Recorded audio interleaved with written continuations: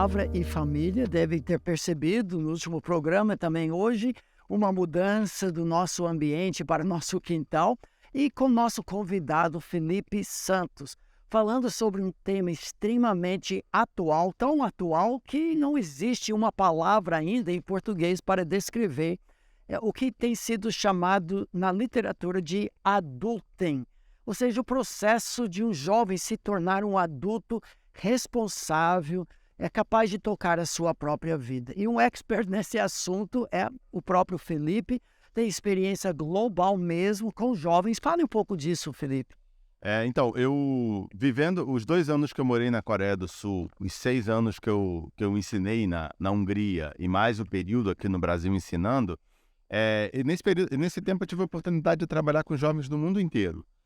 Centenas de jovens de todos os continentes, de vários países, e as experiências são muito comuns nessa área de adulting. Todo mundo, de certa forma, está enfrentando desafios nesse período de transição. Então, isso, de fato, é um fenômeno global, não é algo só da nossa sociedade.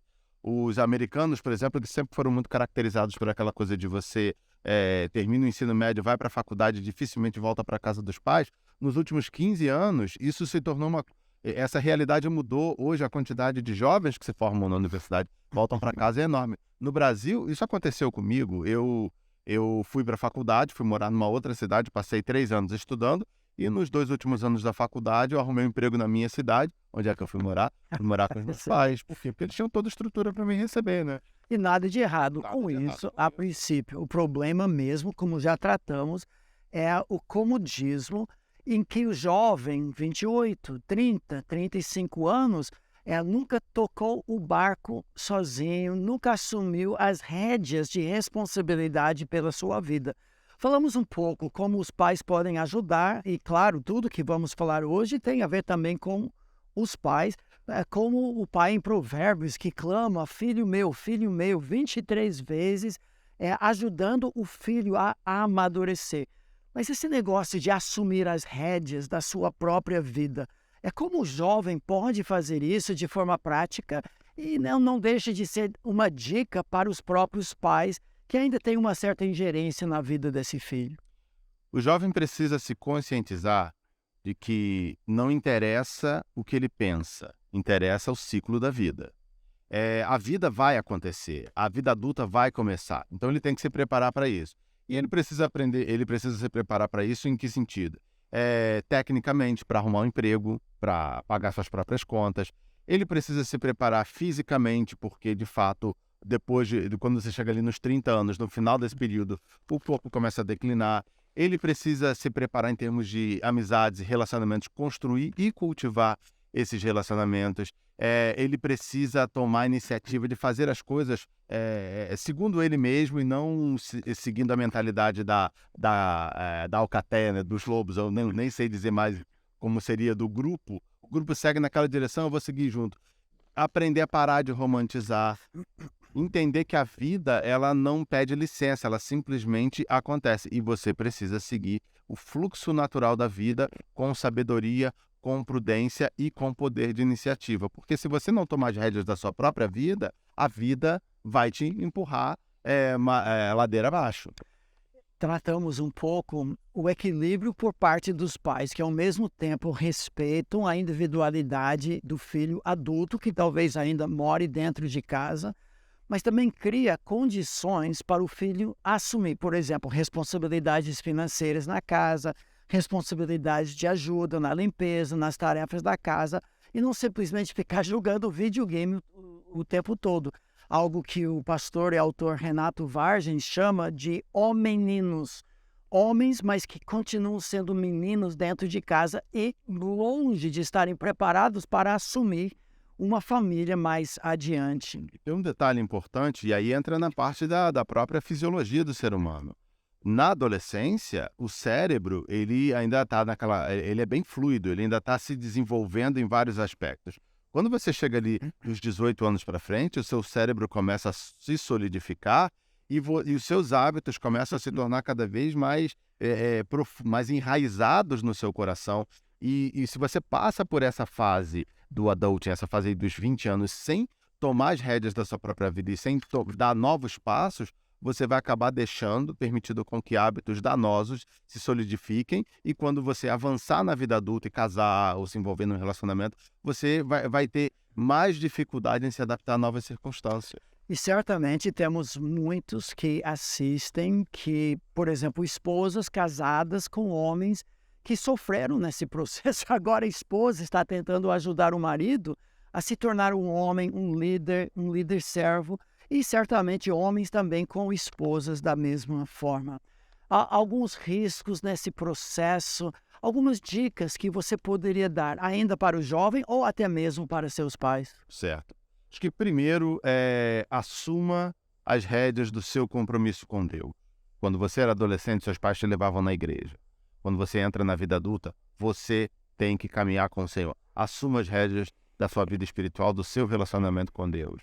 Se prepare academicamente, se prepare emocionalmente, se prepare na vida de oração, se prepare em tudo aquilo que tiver ao seu alcance fazer.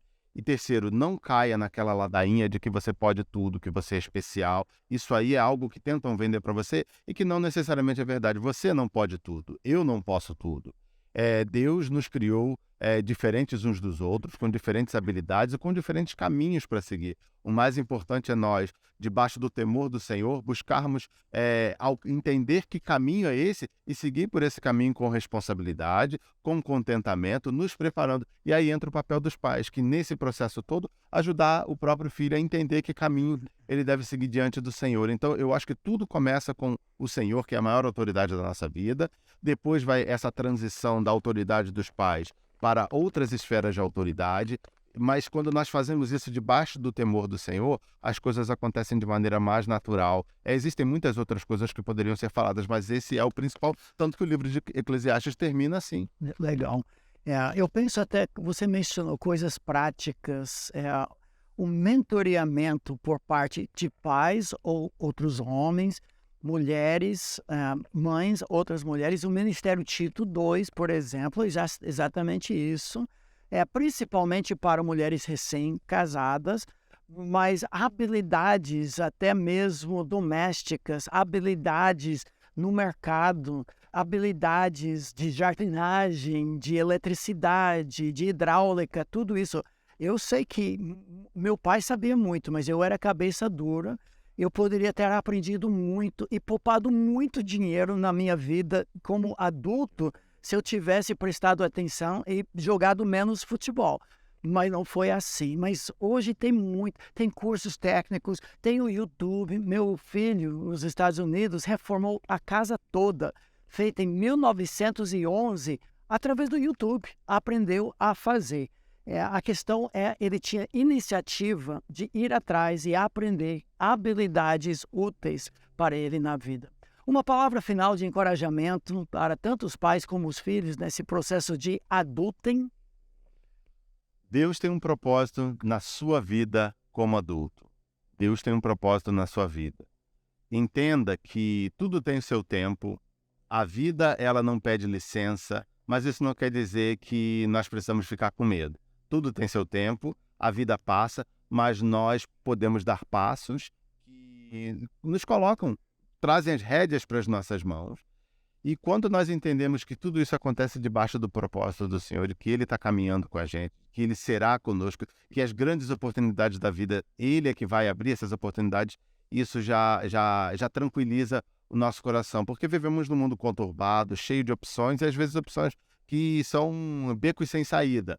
Mas com sabedoria no Senhor, com coragem para encarar a vida adulta e com iniciativa e com o apoio das pessoas que nos amam, que estão próximas a nós, nós faremos uma boa transição e chegaremos na plenitude da vida adulta, colhendo bons frutos e deixando para trás um bom legado. Esse é um resumo da literatura de sabedoria, livros como Jó, Provérbios e Eclesiastes. Deus é totalmente soberano, podemos descansar, mas nós somos responsáveis, então nós precisamos agir também.